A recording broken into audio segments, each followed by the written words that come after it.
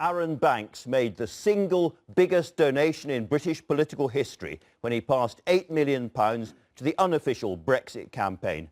This week he was referred by the Electoral Commission to the National Crime Agency, which investigates serious and organised crime. In particular, the Commission doesn't believe Mr Banks when he says that he was the real source of that money. He's with you now. Were you the real source of that money? Well, thank you for having me on, first of all. Of course I was. The money came from a UK registered company. It was generated from cash, generated from businesses in the UK, and the whole misunderstanding revolves around the role of Rock Holdings as a holding company. Well, before we start, I'd just like to say, absolutely for the record, there was no Russian money and no interference of any type. All right, well, let's follow the money, as it were. I just want to be absolutely clear about that. So where did the money come from? When it went into Leave.eu's accounts, where did the money come from? The money came from Rock Services, which was a UK limited company. It was generated out of insurance business written in the UK. It's contrary to some of the press reports in the FT and other Remain Leaning publications. We insure nearly 500,000 customers a year, the size of Manchester. We turn over £250 million of premium. It's a sizable business. Well, I'll come on to that in a moment. I'm just making clear where it came from. Just to clear out where it came from. So Rock Services is what we call a shell company. It doesn't do much of its own, does it? Well, it's a service company, but it's a UK-based service company. It doesn't generate that kind of money. I'm telling you that it came from insurance business written in the UK. So Rock Holdings is a holding company based in the Isle of Man that owns Rock Services. So did any of the money coming into the Leave.eu come from Rock Holdings? Well, that's where I'm confused with the Electoral Commission referring this to the police. We've not been asked by the Electoral Commission to actually produce our bank statements. I think we have produced them to your show. And what is absolutely clear is it's a holding company, and during 15 and 16 there were no sizable amounts of money went into Rock Holdings. It is not possible for any money to have come from Rock Holdings to Rock Services. So Rock Holdings was not connected in any way to money going into Leave.eu? No, absolutely not. It all came from Rock Services? Correct. Now, you told MPs that the money came from, quote, another company that I own. Which other company was it? Oh, I've said it, Rock Services is where the money came from. It was generated from insurance profits made there. You told MPs that Rock Services just delivers the cash. The actual loan came from another one of my companies. Ask again, what was the other company? Well, the structure of the company is that Rock Holdings is the holding company that is the owner of a number of different companies, Rock Services, Southern Rock Insurance, and other businesses. So I ask you, what was the company that gave you the loan? I'm saying that, you know, it's UK-generated cash from my group of companies. There was no money came from the Isle of Man Rock Holdings. That is what is at question with the Electoral Commission.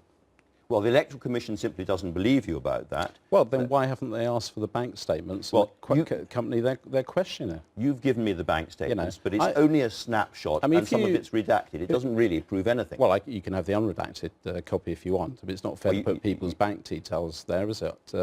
You know, and we don't know how many bank accounts Rock Holdings has. But in any event, Andrew, you could keep on going on that line of questioning forever, couldn't you? Why not? in a sense, I mean, Rock Holdings, let's be honest, is an Isle of Man company, which is opaque. Yeah. I want to put Why is it opaque? Well, the Isle of Man holding company owns international businesses and it owns businesses in the UK. You know, the Remain campaign got money from Goldman Sachs, JP Morgan. That's irrelevant to this. No, it's not irrelevant. It's irrelevant to this. This is about what money went into Leave.eu and where it came from. It's not irrelevant because those are foreign-owned entities that own UK subsidiaries. We went to a QC to get the loan structure signed off, and he signed it off.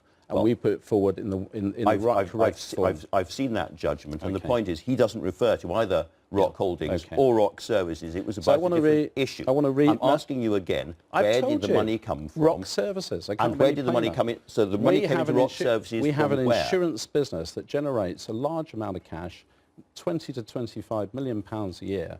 We insure 500,000 customers. So this is the same company. They made a loss of £32 million in 2016. Well, you're referring to a different company there. You're referring to Southern Rock Insurance that made 42 million the year before. So which company is this that you're referring to now? Which is the company that you're talking about? I'm saying Rock Services did not... You just made a number up. I'm just asking you, what is the money? You've literally just made a number up. No, I haven't made a number up. Rock Services did not lose £32 million last year. I'm reading Financial Times copy for Yes, June. of course you are. The Gibraltar-based insurance company Yes. owned by Arron Banks made a loss of £32 million in 2016. That is not Rock Services. The previous year to that, it made 42 million. It's a series of This is the Southern Rock transactions. It's the Southern Rock insurance. I don't want to get heated with you. No, don't get heated. I'm just asking you where the money you're came talking from. about two different things there. The money came from Rock Services, went to Leave.eu.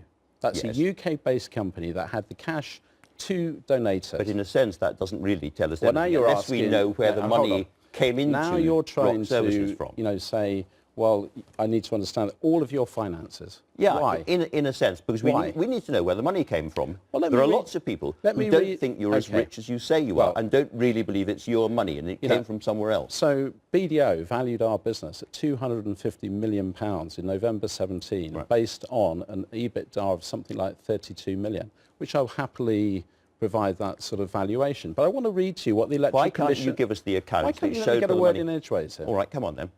Says, this is from the Electoral Commission. I'm concerned that the only source of information is at best hearsay evidence. They describe me as enfant terrible.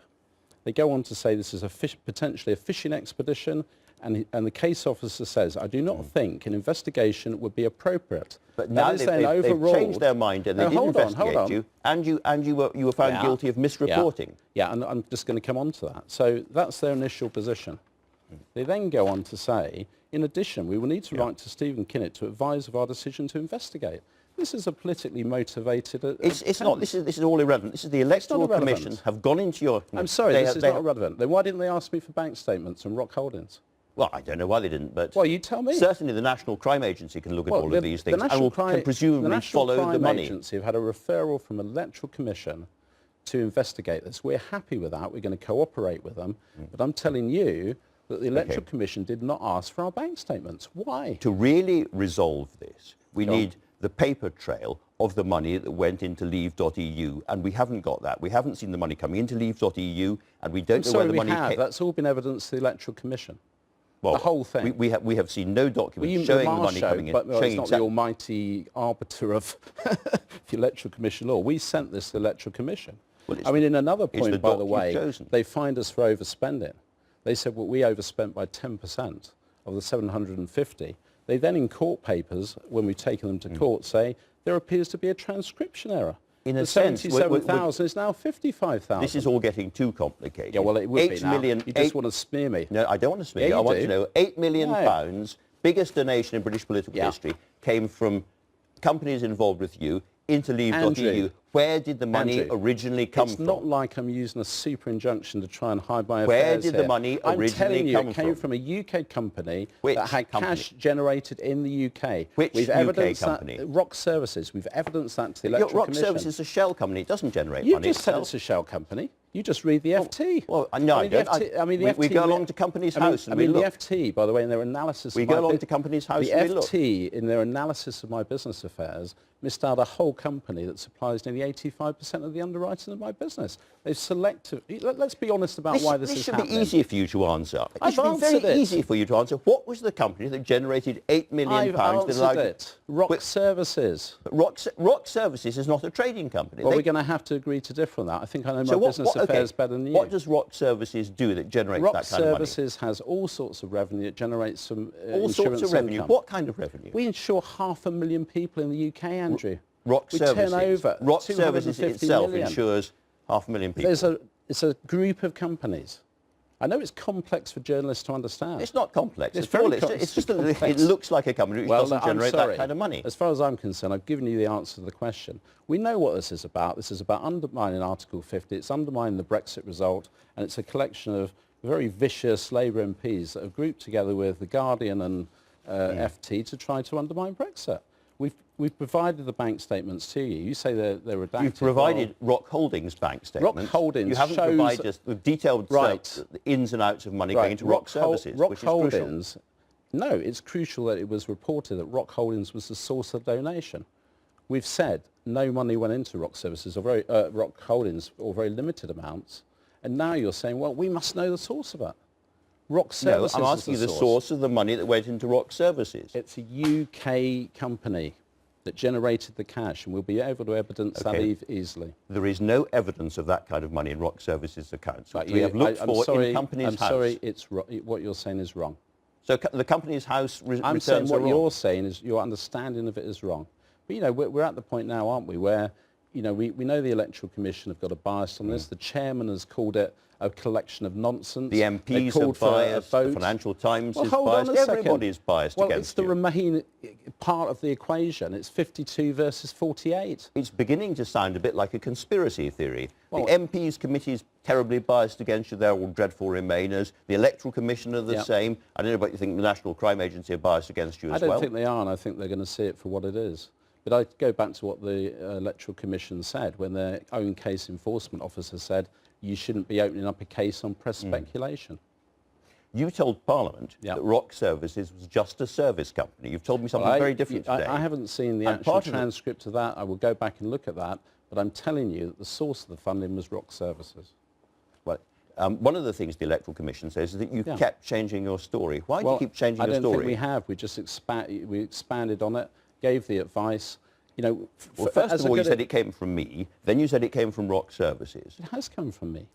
I am Rock Services. The companies belong to me. You know, I'm a UK taxpayer. The source of my funding, as long as it's legitimate and it's in the UK, is legitimate.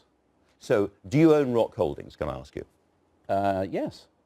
You are the main shareholder and also the owner of Rock Holdings. Yes. And Rock Holdings has no connection with the money. It's a group of insurance businesses that I own. Yeah. I don't know how to be any plainer than that. Right. But so show us the Leave.eu accounts in that case. Can you do that? Yeah, the Leave.eu accounts have been given to the Electoral Commission. They've opined on our spending. Well, they've been through it. In fact, the Electoral Commission actually said that our loan structure was not wholly untransparent in their findings. What does "it's not wholly untransparent" mean, Andrew? A bit opaque, possibly. I don't know. It's not wholly untransparent. That means it's transparent. Let's go right back to the beginning again. Okay, let's do that. So there is this company, Rock Services, which you say is a massive insurance company. By the way, massive insurance company which can generate £8 million of spare cash. I'm not going to circle back. I've made my position crystal clear. You disagree with that position. You know, the FT and Guardian disagree. It's just I mean, we've looked at this. We don't see how Rock Services can generate £8 million quid. Are we not at the position where the Electoral Commission have referred it? We will explain ourselves and the accounting that went behind it, and I'm very happy with it. Well, it's not just us. The DCMS Select Committee says it is unclear where Arron Banks obtained this money. He failed to satisfy us that his own donations had in fact come from sources within the UK. Let's talk about real politics. You know, the Electoral Commission sat on this for 5 months. We've had no allegations put to us by the Electoral Commission, no correspondence in 5 months.